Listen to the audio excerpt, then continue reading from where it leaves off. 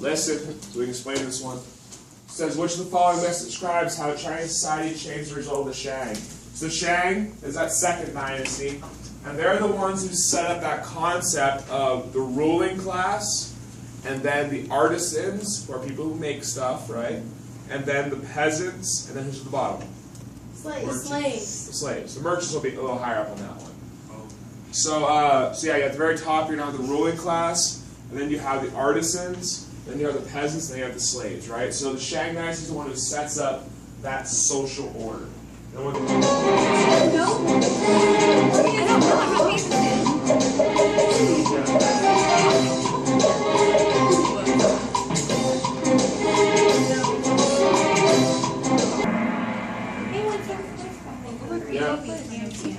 like we said, the nobles, who's the ruling class, the nobles are the ruling class, and the artisans, peasants, and slaves. I like the Shang trying to predict the future. Does anyone have any more?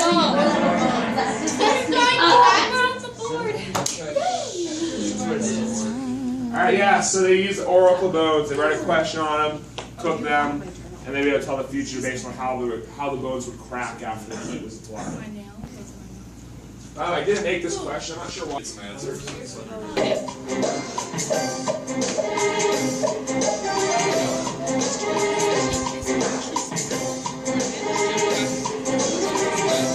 How do you grade? Yeah, so, like always, people settle their rivers mostly because it has fertile soil, so people can grow crops, create agriculture, create societies. What is your name? It's like with ants. Yeah.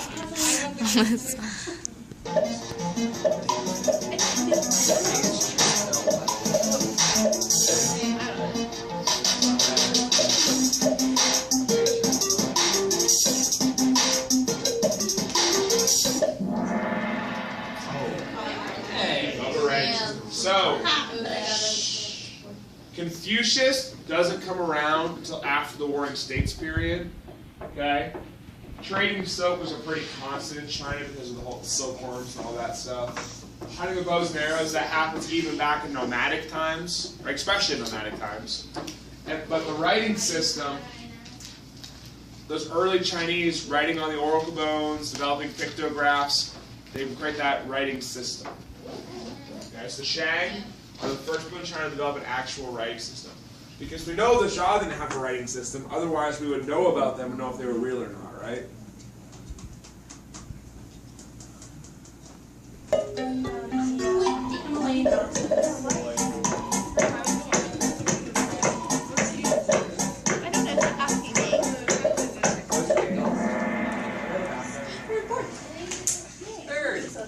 Alright, so like we said, China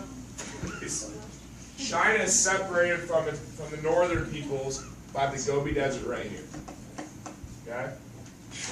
Gobi Desert right there.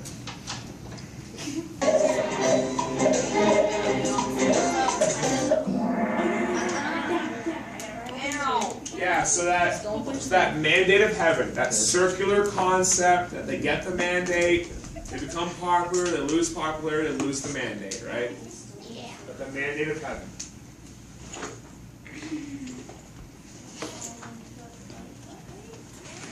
Think about the order. Think about which one of these would happen first.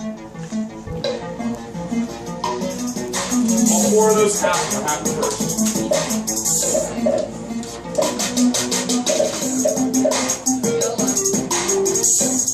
Oh.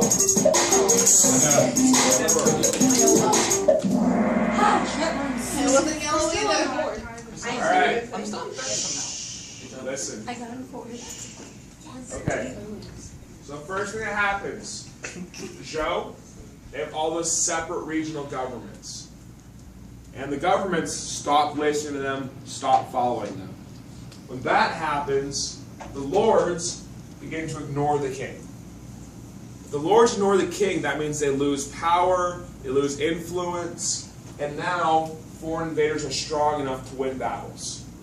Okay, so they lose loyalty, the lords ignore them, they lose battles, And then, because of that, China splits up in all the little states. They get the Warring States period. But it happens in that progression. So the first thing that happens is you're going to lose the loyalty of the people. Blue, are you kidding? Blue just clicked your man. How was it? Oh my gosh. Take him out. Take him out of the Watch you game. get it right. Watch it when you get it wrong. Yeah, I got it right. No, we got it wrong. I'm so sorry. So, they would give people land to buy their loyalty. So like, hey, listen. So like, if I wanted Puska to give me troops and follow my lead, if I gave him like 20,000 acres of land, you think he would listen to me?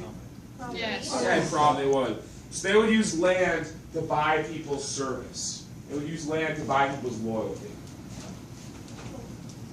Okay, I'm at 7.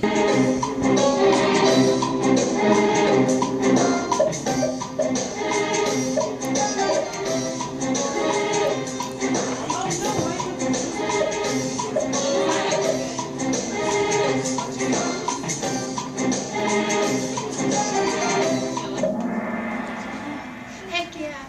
Yeah, they served the longest because they were effective rulers. Okay, do we get like a plus 2 points?